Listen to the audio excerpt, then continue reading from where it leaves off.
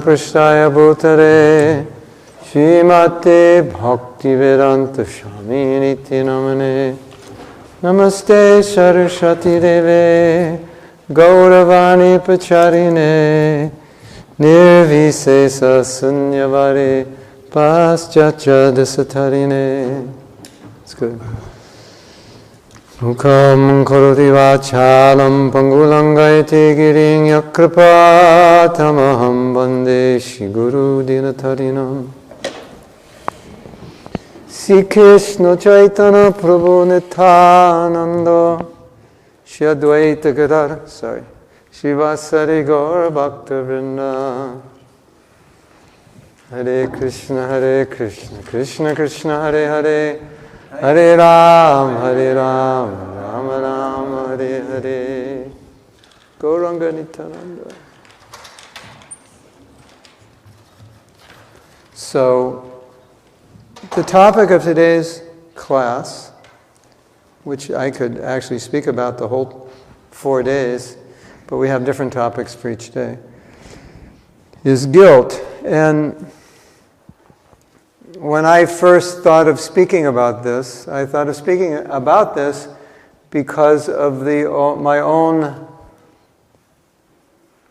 I don't know if I would say difficulty, but my own need to deal with guilt, which naturally arose when I failed to live up to standards that I had been given or had created for myself. And it just was something I always had to deal with. I always had to deal with failing myself or failing Prabhupada or in some way failing and then processing the guilt, which could be quite debilitating. And so, as I thought about it, I thought, well, everyone who comes to Krishna consciousness has to deal with this because we all fall short of our ideals. The ideals that are given to us are very high. Isn't it? Yeah. So naturally, you're going to have to learn how to deal with processed guilt because you're going to have a lot of it. If you don't become a devotee, you'll have less guilt. If you become a devotee, you'll naturally have more because the bar is higher and people will be telling you, you should be this way and you should not be that way. So if enough people tell you you should over a long period of time, it's a perfect setup for guilt. So that's how I began thinking. I began thinking any religious organization, either ISKCON or any other, it's really an ideal situation to make people feel guilty. Not intentionally, it's just how it happens. You know, before you're a devotee, you do so many weird things and you don't feel guilty because it's normal. It's normal to go out and party and do whatever you do. But as a devotee, it's not normal. So then, the bar is moved up. So what didn't used to make you feel guilty will now make you feel guilty.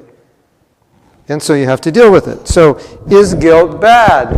Not necessarily. It depends how much you have and how you process it. So one of my first experiences with processing guilt was very revealing, and I wanted to share it to you. Because generally, at least the way I dealt with emotions, which I didn't think were healthy, was to repress them or hide them in the closet and not think about them. Repression is a psychological term, which means you push it down to the subconscious. Suppression means you just run away from it because you don't know how to deal with it. So basically, there are two ways of not dealing with it. And so, emotion is the subtle aspect of the mind, thinking, feeling, and willing. So feeling is when you think something and then you feel it. Now it's emotional. Sometimes you can just think and there's no emotion. Right? Just think about it. I was thinking of something the other day. I can't remember what it was, but I think it was something like, if I look at this Prabhu and say, whoa, look at those muscles and that beautiful colored skin and a nice haircut, and I'm observing it, for me as a man, it's just intellectual. It's like, yeah, he's got muscles, but there's no emotion. That's not, because I'm not a woman, I don't feel emotion. It's just, oh, he's got bigger muscles than I do. Or he's wearing a blue shirt. There's no emotion. Unless I want to have big muscles, then I'll just become envious. But I don't care about big muscles, so I just see and I go, oh, he looks strong, he looks handsome. But there's no emotion because I'm a man. But when a woman looks at it, ooh, she starts feeling something. So the thinking goes to feeling. That's the second level. But often thinking doesn't go to feeling. It's just the thought. That's all it is. It's like, I see someone ski down a mountain, and he's been skiing all his life, and his heart is pumping. I want to do that. And I look at that, I go, that looks really scary and dangerous, and I don't want to do that, and it's really cold. So it's the thought, there's no emotion, right?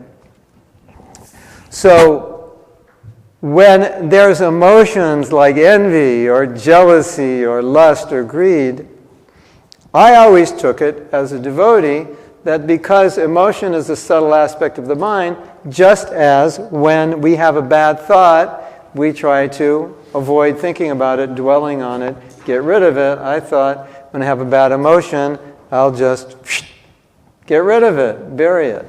So that's where the suppression, repression came from. So I had this amazing experience about 12, 15 years ago. We were doing a workshop, and it was to confront emotion. And most of the men said, what's emotion? Seriously. Especially the Prabhupada disciples. They were the worst. When you talk about emotion, they're like, what are you feeling? And they would say, what do you mean by feeling? I don't understand what you're talking about. And I think that came from, at least for me, I can speak for me, but I think I could speak for many of the others. I think it came from the idea that if you have a thought which is bad, obviously you don't want to think of it, so you get rid of it somehow. Just avoid it. And we did the same thing with emotion. Oh, this is a bad emotion. I am envious of this Prabhu because he has big muscles. I shouldn't be envious, so I kind of pretend that I'm not envious. I just kind of like get rid of it. Don't think of it. Don't feel it. Just do the same thing I did with the thought. Just try to get rid of it. That's how I learned. I don't know if I learned properly. No, I didn't learn properly, but this is how I conceived of dealing with negative emotion. Just snuff it, just like I do with thoughts. Snuff it, right? So one devotee enlightened me, and this was an amazing experience, maybe 12, 15 years ago. She said, no. She's a counselor, and said, no, you should confront the emotion and you should feel it. And I said, if I feel it and confront it, I'm going to act on it. And she said, no. Just do it and you'll find out. So this is what I did. I had started a business at some point in my career, maybe like around the year 2000 or something. This was the first time I was actually dealing with money as a devotee in business. And I can definitely say, if you want good sadhana, don't start a business. Because that is like having a baby. A business is like a baby. So my sadhana went kaput. So this is the year 2000. I became a devotee in 1970. So pretty much for those 30 years, I was at the morning program every day. I missed a few days here and there, but pretty much for 30 years. And then thrown off completely by working. And when you have a business, when you finish working, you know what you do after that? You work a little more because you just got to keep moving. So my sadhana went kaput. It was really, not really bad, but by my standards it was bad. So not always at Mangalarti, etc. Not always full morning program. So I was feeling guilty, that this is what Prabhupada wanted and I wasn't doing it. And especially as an older devotee, I should set an example. And so I was feeling so bad, I couldn't think about it. I just didn't want to think about it. But when we say think about it, really what we mean, I didn't want to feel about it, right? Thinking about it is bad, but feeling it is much worse, right?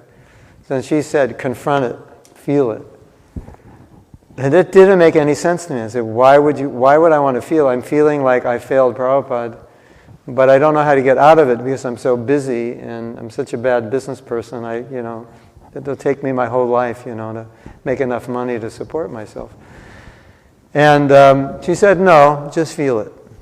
And what she meant was face what you're feeling, because you weren't allowing yourself to feel it because it was so painful. You were just like, oh, I can't deal with this. So you just kind of lock it in the closet and then you pretend it's not there and you go on with your life. That's basically how I deal with it. I think we can all relate to that.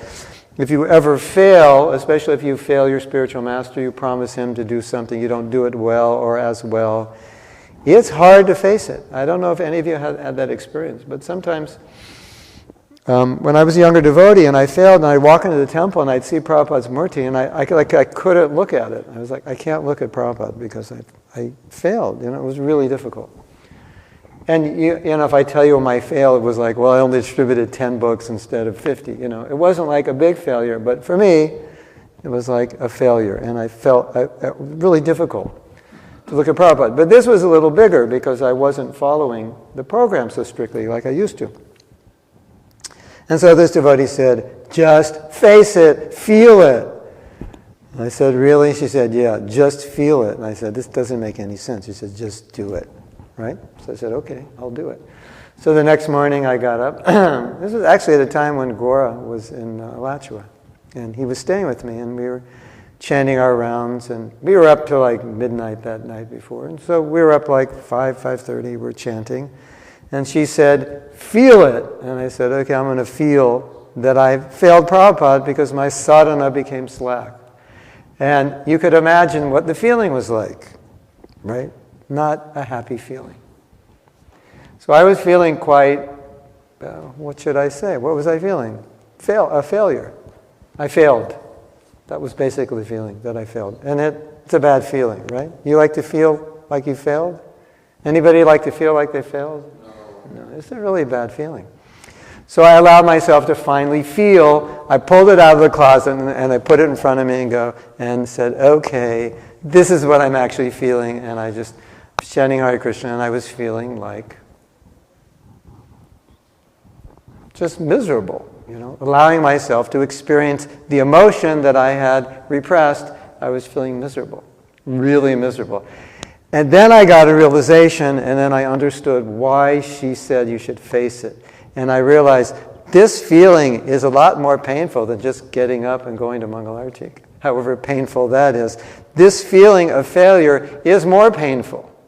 And so what came out of facing the emotion was some guidance, some intelligence, some realization from just allowing myself to feel it. It was amazing. And from that experience, I realized how important it was to face emotion. So now we're talking about guilt. Who wants to feel guilty? It's not a happy feeling, is it? We generally try to do the same thing. If you allow yourself to feel guilty, you can become extremely depressed, discouraged, and so forth. But we have to ask ourselves, naturally, the question, why do emotions exist if are we supposed to negate them and put them in the closet and lock them up? If that's true, which is not true, but if we think that's true, why do they exist? What's the point? What are they telling us? So this was very illuminating, because facing the fact that my sadhana wasn't good and allowing myself to experience, to feel it, gave me a realization that I should be following, because I'm miserable. I'm miserably unhappy. And I wasn't confronting the misery. And when I finally confronted it, it motivated me. So, for example, in our forgiveness workshop, we do a couple exercises in the beginning which put the devotees in a lot of misery. And I don't like doing it, but it actually helps them. And one of the exercises is I ask them to allow yourself to feel what your resentment feels like. So they think of this person who hurt them, they think of what the person did, and they allow themselves to feel how they feel about what the person did. So I say, just close your eyes and feel whatever that experience is of that resentment, feel it. So everybody feels it, and then I ask, draw a picture or come up with an analogy of what it feels like. So someone will say, well, it feels like I'm in prison and I locked the prison door and I have the key. Or one lady said, not a devotee, I read this on the internet, it feels like I'm going into labor, but I won't let the baby come out. Like I'm in pain from resentment, but I won't forgive, I'll just suffer. Some devotee said, I feel like I'm bathing in an ocean of poison and the poison is created from my sweat. Examples like this. So it's kind of a painful situation because everyone's allowing themselves to experience the pain of their resentment. You could do that with jealousy. You could do that with who are you envious of? Or right now, think who you're envious of. Allow yourself to feel it. What does it feel like? Very painful, right? What's your guilt? How does it feel? So we did the exercise, and the reason I did the exercise is because I felt the devotees did not realize what it's like to carry resentment with them. They don't realize how bad they feel and what a burden it is and how heavy it is. And unless I ask them to feel it, they'll never know. Most devotees won't know. So we do the exercise. They all feel really miserable. And I feel bad that I made them feel miserable. And then I ask the big question, did you realize what your resentment felt like? 100% said no. Which means we're all repressing or suppressing, just so that we can exist. Isn't it? Because who wants to feel it? But the point is, when you realize what you're carrying, you start to think, oh my God, I'm carrying this around. This is really a heavy burden. I don't want to carry this around. So you have to experience it first to get the impetus to want to give it up because you don't realize what you're carrying. Does that make sense? So a lot of us are suppressing emotion and we're not getting the intelligence that the emotion gives us because we're not allowing ourselves to experience the emotion. And then Krishna gave me this other realization, which is, I think, very interesting. Generally, if you would tell a devotee you feel the emotion, they would say, but I'm feeling envy, so if you're asking me to feel the emotion, I'm just going to be feeling more envy towards that person, so why should I feel the emotion? And then I realized, no, this is not what we want to feel. We don't want to feel more envy to the person, but I'm asking you, feel how it feels to have envy towards the person. Feel the envy that you have. What does that feel like? That's what you should experience. I don't want you to experience the envy you have. I want you to experience what it feels like to have envy, the experience of envy. Because if you have the experience of envy, it becomes an impetus to pull away from it because the experience of envy is horrible. Isn't it? Does that make sense? The experience of the experience. So let's say you're a brahmachari and a beautiful woman walks in the temple and you start thinking about the woman, not as mother, but as something other than mother. How you've been trained to think of women ever since you were 5 years old as sex objects. And you're a brahmachari. So naturally, you don't want to feel that lust, so if you're a good brahmachari, you're like, I'm brahmachari. Don't look. Hare Krishna, Hare Krishna. So that's what you'll do, right? And then it's like, hey, and then like nothing happened. No, Prabhu, what was going on there? Nothing. It's all, don't even ask, it's gone, it's finished. I'm brahmachari. I eat burnt toast for breakfast. Brahmachari. So, but I would say, as Bhaktivinoda Purna Swami says, we eat tree bark for breakfast. We're brahmacharis. The conception of brahmachari. Rough and tough. But what I would say to the brahmachari, I would say, okay, you shouldn't be lusting after that woman, but I would ask you to feel the emotion of what it feels like to lust after the woman. Just stop and allow yourself to feel, because we don't do that. In cutting off the desire, we cut off all the emotional experience also. Like, as he turned away, he turned everything away. So he can't even admit what he was experiencing. He doesn't even know what he's experiencing. But if you allow yourself to experience it, then you'll think, what might that brahmachari think if he actually allowed himself to experience what it was like to experience the lust? He would think, well, look how degraded I am, or I'm just like an animal. I'm lusting after this woman, I'm wearing saffron. He would feel very bad, very dirty, right? Very lowly. That would purify him.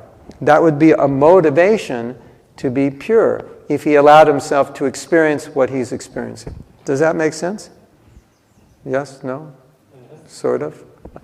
We can all try this. You can all try this anytime, because obviously we feel lust, we feel greed, we feel envy, we feel critical. So, okay, let's use criticism, because that's probably the most common experience we all have. You see somebody that you don't like what they're doing, you become critical. All right, stand back and just ask yourself, how does it feel? What's the feeling of being critical? How does that feel? And you'll say, it feels horrible. And then you'll have this conversation with yourself and say, well, why am I being critical? If it just feels horrible, it's so degrading. The experience is so bad. If I allow myself to experience the experience, it becomes much easier to detach. At least my experience after teaching forgiveness for so many years, something will happen to me that some devotee sees, and he'll say, aren't you upset about it? And I'll say, no. And they'll say, why not? It doesn't make sense to them. I said, because I was able to fully experience my resentment and let it go, and I never want to have that experience of resentment again, because it's such a horrible, degrading experience for me. And being free from that, I'm so much better now. And that's enabled me to just, what do you call it? When you're doing something before it happens? Yeah, a priori forgiveness. I was thinking of another word, but yeah. Preempted, like something like preempt. That's not the word I'm thinking. I don't know. Anyway, you understand. You're already forgiving before, someone says, please forgive me. You say, for what? There's nothing to forgive. You just, because of that experience of allowing myself to fully go with how it feels to be resentful, I never wanted to have that experience again. It was so nice to be free of it. But I had to allow myself to experience it. So there's great benefit in allowing yourself to experience what you're experiencing. This is funny, right? But we don't always experience what we're experiencing, right? Like, what do they say? When someone's talking to you, you're thinking about what you're going to say. So there's no experience of what they're saying. You're just ready to give your answer, right? Yes? This is very common. Or you're eating prasadam and you're talking to someone, and then you finish eating prasadam and you look at your plate and you go, oh my God, who ate my prasadam? Because you weren't experiencing eating your prasadam, you were experiencing the conversation. So you weren't present to the experience of prasadam because your mind was absorbed in something else. So a lot of times we're not present to the experience of our emotion because they're painful. And another experience I had is if you have a problem, one of the reasons we resist dealing with problems is because the emotional experience of the problem is so painful that we can't deal with the problem, because with the problem comes the emotional experience. And if you can allow yourself to face the problem emotionally, then you can deal with the problem. And if you think about a problem you're resisting dealing with, think if this is true. Why am I resisting it? Is it because on the emotional level it's too painful to confront? Usually that's the reason. But once you allow yourself to experience it emotionally, just deal with it. I did this, it was wrong, this devotee's upset, I can't admit what I did was wrong, but finally I allow myself to just acknowledge this was a mistake I made and it was a failure. My ego doesn't want to admit it, but I allow myself to admit it. I allow myself to experience the failure. Then I can actually deal with the solution. And until then, it's really hard, because every time I try to deal with it, I hit this wall. I don't want to feel it because I feel like a failure. Does that make sense? This is a practical experience I have. I mean, on a very, very deep level, because I've taught this, I've studied it, taught it, practiced it, and I've seen it again and again. There are many problems in our life that just keep reoccurring because we never want to confront the emotional pain of dealing with it, so we never solve it. And every time someone talks about it, we resist it. And every time you resist something, why do you resist it? Because you don't want to experience the emotion. That means, I have to feel like I was a failure, or I cheated in this way, or I lied. And it's really, really painful for the ego to deal with that. So we just We cut it off. So how does this all relate to guilt? Well, guilt is also an emotion, but guilt has a place. So all guilt isn't bad. Prabhupada was asked, what about guilt? He was asked by Prajapati, one of our godbrothers, who was a theologian. He studied in the seminary. So Christianity is all about, you got to feel the guilt, because the guilt will purify you. So he was wondering, Prabhupada, what's the position of guilt in Krishna consciousness? And Prabhupada said, little guilt is good. Too much guilt is not good. And I think that's easy to understand. Do you know that verse that you find in Nectar Devotion? The devotee goes to the deity and he said, when I come in front of you to confess my sins, I am ashamed to tell you of what I've done. You know that verse? I think it's under the heading of submission in Nectar of Devotion. But it's something like that. When I come to confess my sins in front of you, I am ashamed. So this is interesting, because here you have confession, Vaishnava confession. It's right there in that verse. He confesses in front of the deity his sins. Interesting, isn't it? I can read it if you want. Yeah, you can find, yeah. In the same Prabhupada, there's a statement about submission and humbleness. It said there, my dear Lord, there is no sinful living entity who is more of a sinner than myself, nor is there a greater offender than myself. I'm so greatly sinful and offensive that when I come to confess my sinful activities before you, I am ashamed. Yeah. But he's confronting it. He's not running away from it. So confession does exist. Songs of Bhaktivinoda Thakur, so many great acharyas. They're there. They're admitting their faults. They're confronting it. So my understanding of guilt is like a barometer, a gauge, like you have a gauge on your car. And so when we do something which goes against our values, our philosophy, our shastra, our higher sense of right and wrong, we feel guilty. So guilt is a barometer that I did something wrong. Ding, ding, ding, ding, ding, ding, that was wrong. That's its function, to let us know we went out of alignment. So suppressing guilt would be foolish in that sense, because it's a little meter on our gauge of life telling us, you just went off. Otherwise, if you didn't go off, why would you feel guilty? Does that make sense? So, in that sense, guilt is good. And then Bhaktivinoda Thakur says something very interesting. You know, we say if you commit namaparad, the solution is keep chanting. But after 10 or 15 japa workshops and retreats, I thought there's got to be more to this. Because a lot of people have been chanting a long time, and it's not getting any better. And many devotees will say, actually, my japa was better 25 years ago than it's been the last year. So if it's true, you just keep chanting, it gets better. Why isn't it not getting better for everyone? It's in the fine print that Bhaktivinoda Thakur said, chant with remorse. I go, oh, that makes sense. Okay, I've done something wrong.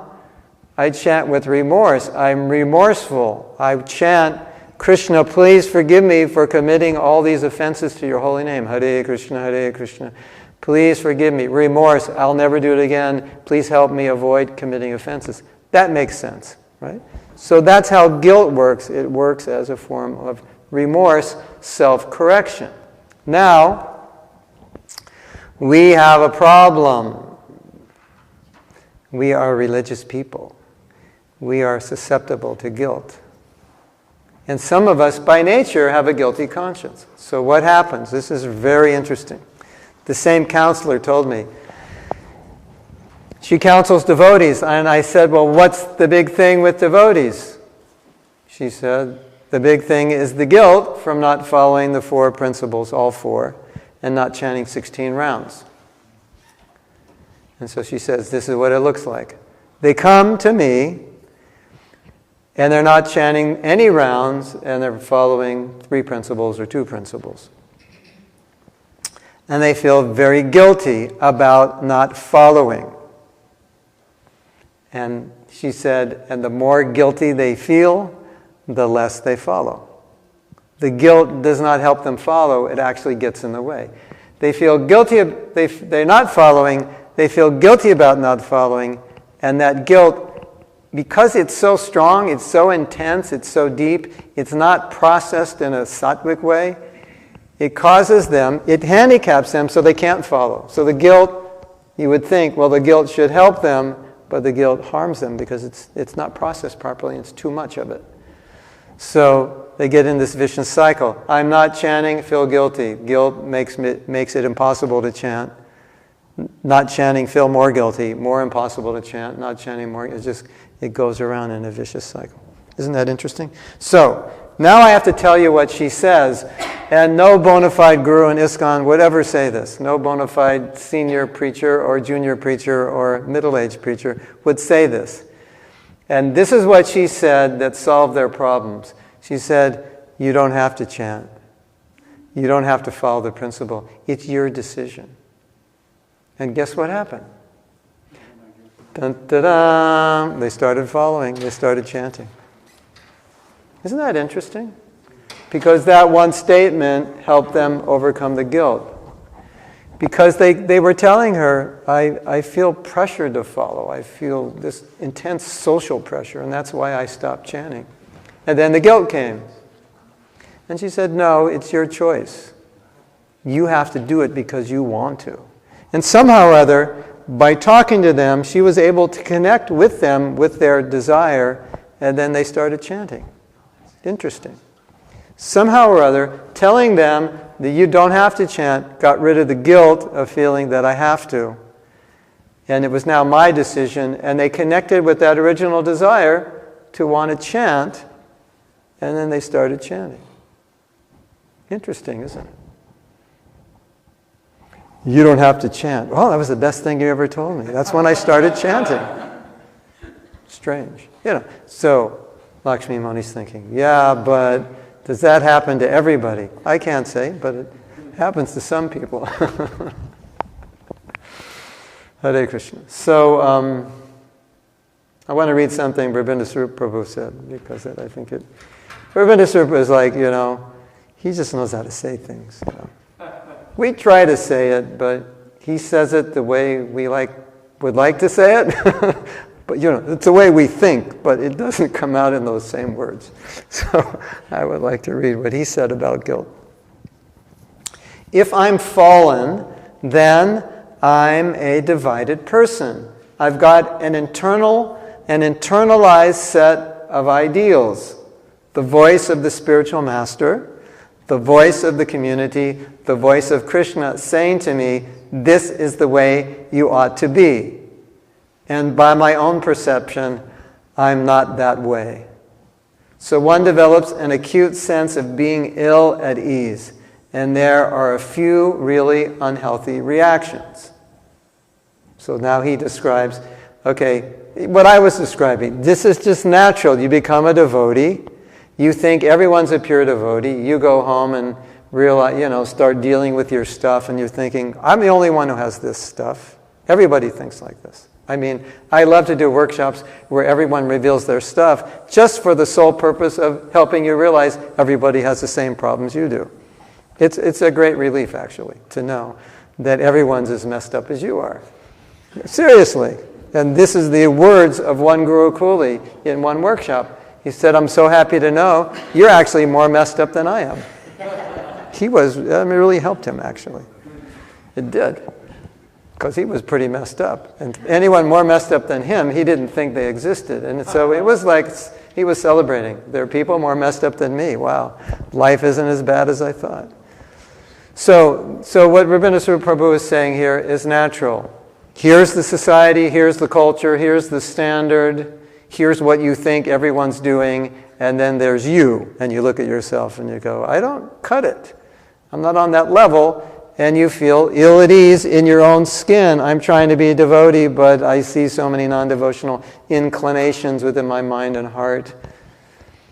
And then you're trying to deal with it. So he makes, there are more points can be made, but he makes these points. He says, so how do we deal with this? There are a few really unhealthy reactions. So the point of this workshop, or what I'd like to accomplish today, is healthy reactions to guilt. So one way to indulge in it, to deal with guilt that you feel being out of alignment with who you should be, is just to bluff, to pretend. So you walk around like everything's fine.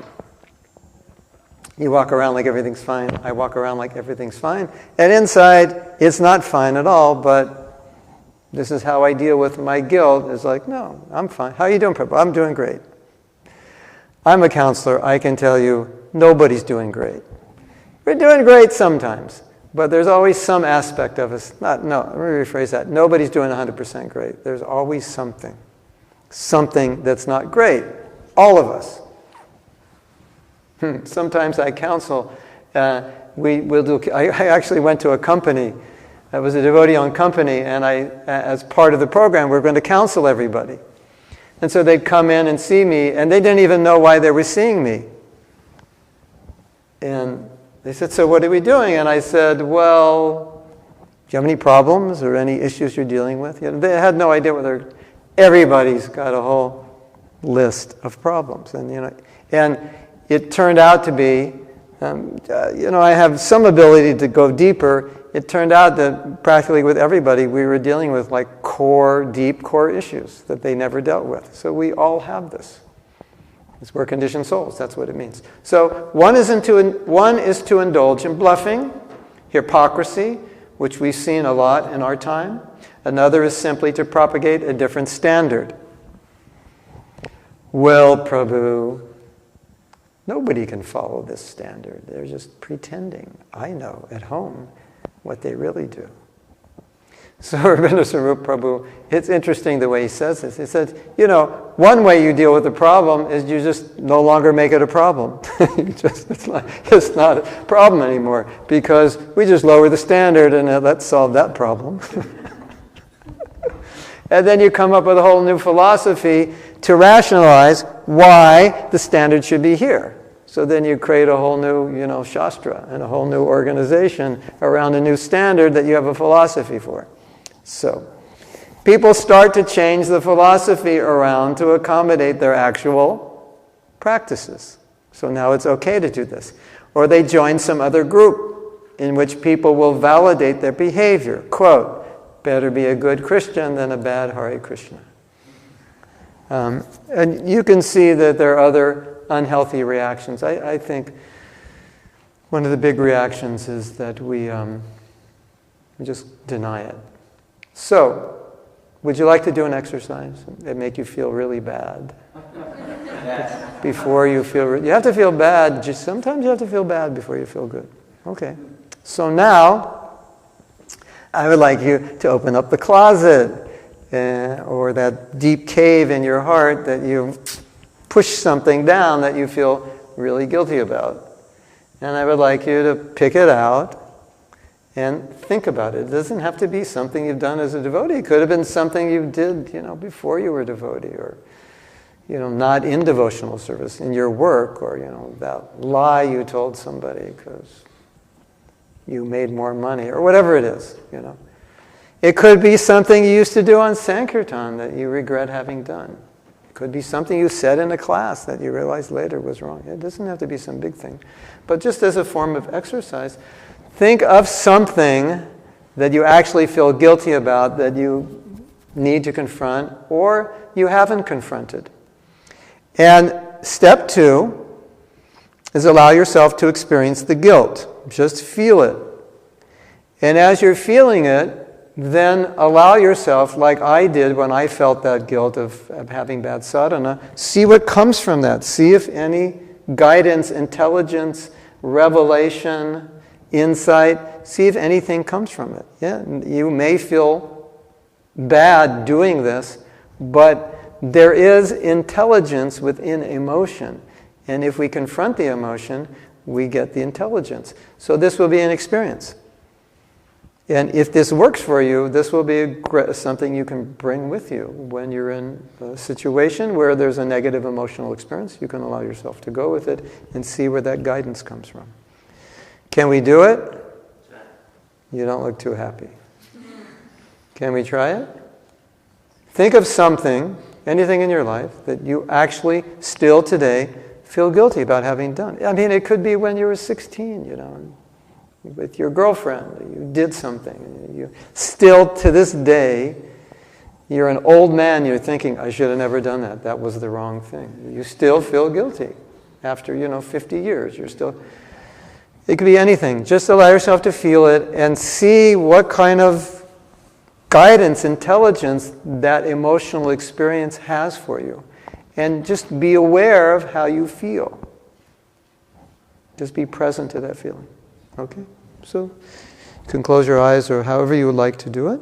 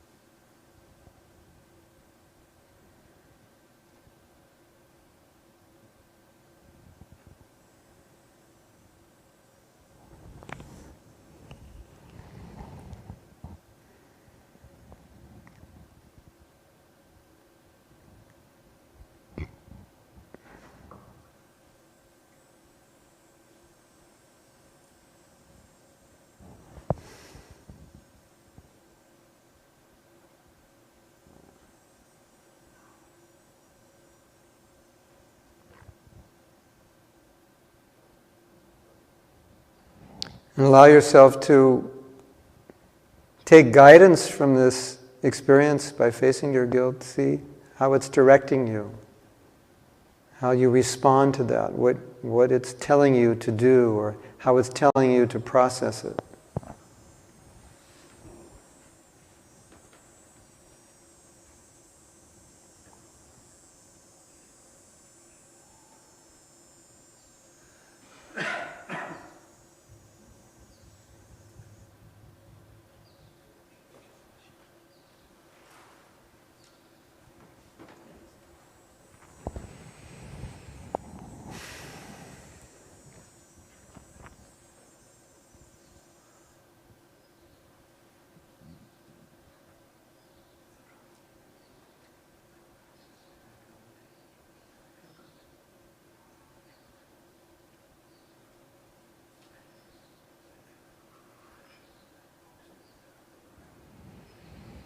Okay. So what I would like to do now is ask anyone who would like to share. They don't have to share what they did, but share what they learned by doing this exercise. And I'll go first. I did something, and when I was doing it, I saw a result that needed to be gotten, to be achieved. And I didn't know how to achieve that result any other way, but I had some concern that what I was doing was not 100% correct. But I didn't know how to, and the situation was kind of difficult, almost like a life and death situation, and I had to do something. And it turned out in the end not so good. It created a problem. And in going and allowing myself to feel the guilt, which I did before and also now, it chastened me in my life to be much more conscious in certain areas of my behavior, that I would never cross this line, even though crossing the line could accomplish something, but crossing the line was not really 100% proper. And so it chastened me in certain areas of my behavior by allowing me to confront it and confront my relationship with Prabhupada and just look at it and say, no, I don't think Prabhupada was pleased. He wouldn't like that. I'll never ever come close to doing that again. That was my experience. And I think by denying that and suppressing it, perhaps I could have made the same mistake again. So would anyone else like to share? Would anyone not like to share? I always call on the people who don't want to share. You want to share? Yes.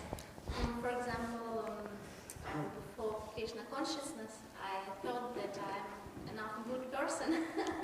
but now you understand that you have so many... Done so many bad things. Yeah. Yes, and you just think maybe Krishna consciousness not for me. Not qualified enough. So what did that guilt? What did that guilt tell you? How did it guide? How did it guide you? Yes, my rounds not perfect, and not always acting without orderly. It's So- just excuse, maybe it's not me. Well, you're feeling it. Maybe just an excuse. Yeah. You know what Shrutikirti said yesterday? Well, very, very powerful. I don't know if you picked up on it. But he said that Prabhupada said, if you're not Krishna conscious, if things aren't going well, there's something wrong in the process, in your execution of the process, because the process works. So, something, I think that's very important. And he also said when we were taking prasadam, something else that Prabhupada said that's very heavy. If you're not happy, you're not a devotee. Because if you're following the process, you'll be happy. And so, okay, I just made you feel pretty guilty, right? You know, our classes make us feel guilty. They do. That's a state. I said that about 7 years ago in a temple, and there was practically a revolution against me. I said, if you're not happy, you're not Krishna conscious. Whoa. You're a rascal. That was the right. You're a rascal. If you're not happy, you're a rascal. Yeah. That's worse. Someone asked Prabhupada, what's a rascal? And Prabhupada said, it's someone who's going somewhere, but he doesn't know where he's going. So, yeah. Okay, so maybe we can meditate on the fact that we're a rascal. And how does that feel? And so the idea is, if I allow myself to feel the guilt that I'm a rascal, hopefully that will strengthen my sadhana. Right? That's what it's supposed to do. Thank you. You want to share, Maharaj? Yeah.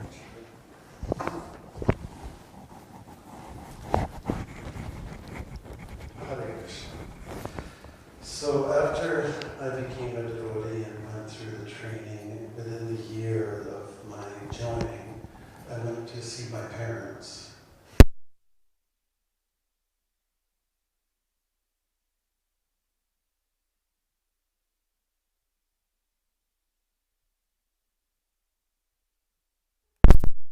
In the house, my mother didn't like it.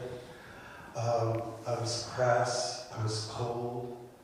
With my brothers and sisters, I was just an arrogant bastard. And so I think I shocked everybody. I introduced the shock culture to the household. And I just went away thinking, for many years it didn't faze me. But then on self-reflection, much time later, I thought, I handled it very wrongly. I was an embarrassment to Prabhupada for behaving that way.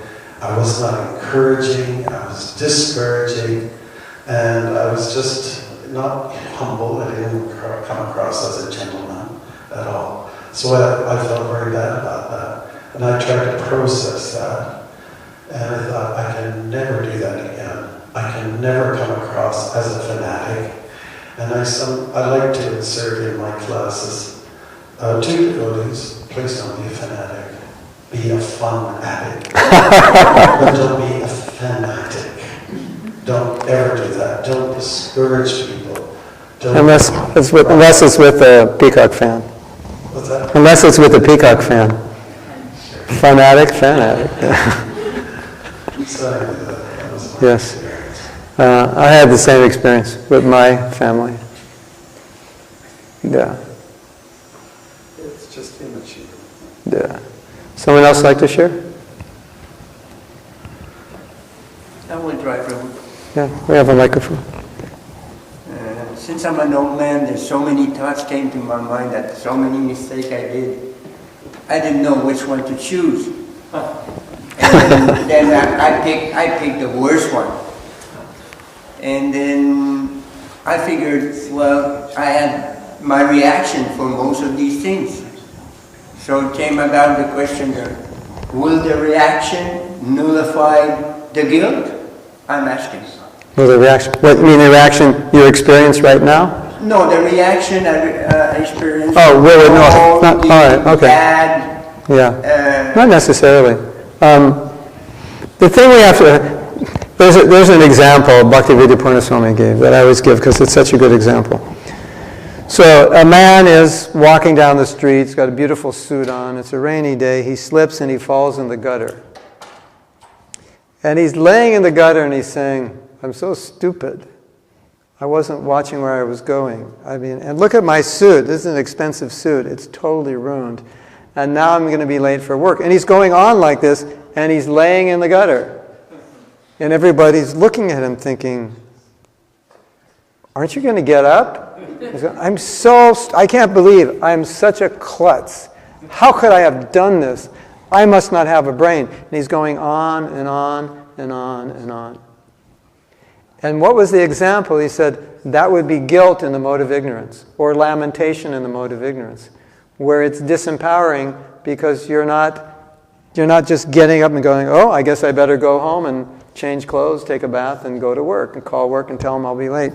You're not learning from it. You're not rectifying. Okay, I'm guilty, so now I acknowledge I did something wrong, so now I can understand how to rectify it. That, like Maharaj said, never do it again. So that's how guilt is empowering. But when it hits the mode of ignorance, then it disempowers. I'm so bad, what's the use? I'm so stupid. And so then guilt handicaps.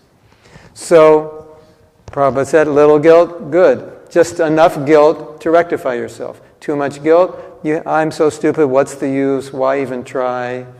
I've failed so many times. Might as well just give up. So, there's a nice story. So, the disciple says, Gurudev, where's enlightenment? The Guru says, it's down there, go there. And then the Guru hears a big, and the disciple comes back and they're all bloody. Blood all over his face. He says, Gurudev, you said it was down there. He says, it is down there. Go back. And then again he hears, splat.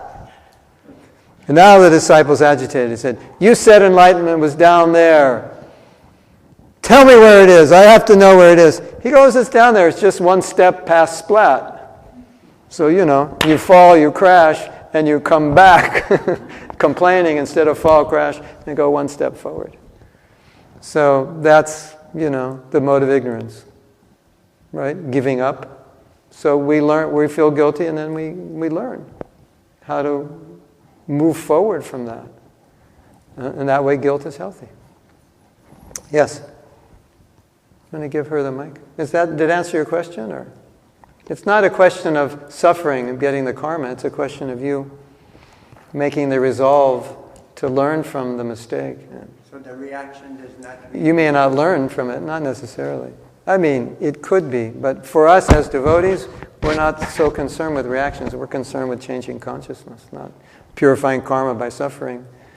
We want to purify our consciousness by feeling the guilt so it'll rectify us. Otherwise, what's the point of the guilt if it just handicaps you? There's no point. Like the guy in the gutter. The gutter is the mode of ignorance. And sattva gunas, just get up and put on some new clothes and go to work. And stop lamenting. Yes? I just wanted to make a comment. Yes. I think from everything you have said, but also the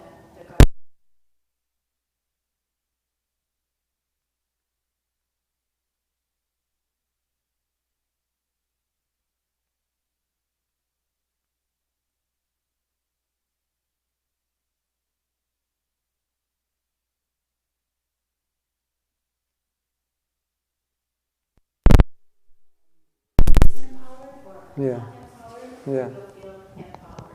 Yeah, perfect. Of course. Yeah. Or to continue what you're saying, when you make a mistake, this one devotee made a big mistake. And I told him, I think it was good you made that mistake, because I don't think you're ever going to be able to overcome this problem unless you made that mistake. So I said, so what did you learn from this mistake? Because now that you've learned something, you'll never commit that mistake again. And there was one teacher, he's considered to be one of the greatest teachers of self-development. And he said, it's the nature of the human being that there are many things they cannot learn unless they fail first. They have to make the mistake to learn. You know, like we listen, we don't learn, you know, it's very dull here. And sometimes, so I finally got it, I finally understood. How did you understand? I messed up. You ever have that experience? Now I understood what Prabhupada meant. Why did you understand? Because I didn't do what he said. That's how I came to understand it, by not doing it. So then the question is always, what can I learn from this? And so we had this discussion, what he could learn from it, and you know, he was a brahmachari artificially, and then he finally realized he needed to get married and settle down, etc., etc. But he had to have a little slip up first to realize that. So we both realized it was actually good. So, you know, falling is not a problem if you stand up higher. So, yes? Yeah, I wanted to tell you what I understood from your concept of experience, and please let me know if this is accurate. Okay. So the idea of experiencing something we know is not good for us, like an emotion or feeling, Yeah. it's like knowing that the fire is going to burn us, but we go touch the fire, so now we have the evidence it's burning. Is this right? You could say that way, but I wouldn't go touch it, but I would say, if by accident you did touch it, now you know. But I wouldn't say, okay, I'm going to go commit a sin just so I know not to do it again. But it'll happen in course of life that we'll make a mistake. But rather than run away from it, we say, oh yeah, how hot was that fire? So I don't want to talk about it. No, tell me how much it burned. Oh, it really burned a lot. How does it feel? It really feels, you know, so I'm rubbing it in so you never do it again. Something like that. You know, Prabhupada sometimes said, we're like dog. The dog comes barking and you go away, go away. You know, in India they like throwing rocks at dogs, right? I think because they're diseased and they don't want the dogs to get close. But the dog keeps coming back. And Prabhupada said, we're like that. We suffer, we suffer, we suffer. We keep coming back, making the same mistake. So allowing ourselves to experience the experience can help us. Say, you know, how bad did that feel? How bad was that? Did you really allow yourself to fully process how bad that was? And if you do, it can detach you. It can help and detach. Because the greatest motivator is pain, more than pleasure. Pain motivates the most. So when we allow ourselves to just feel the pain, we don't ever want to feel that pain again. And so, okay, never. The intelligence works that way. The intelligence says, if you do this, you'll feel the pain, but we're not always that smart. So sometimes we have to do it. Not that we should do it, but we do it because we're not so smart. Then we feel the pain and we go, oh, I shouldn't have done that. You ever said to yourself, I shouldn't have done that? Why did you say that? Because you already knew you shouldn't have done it. Right?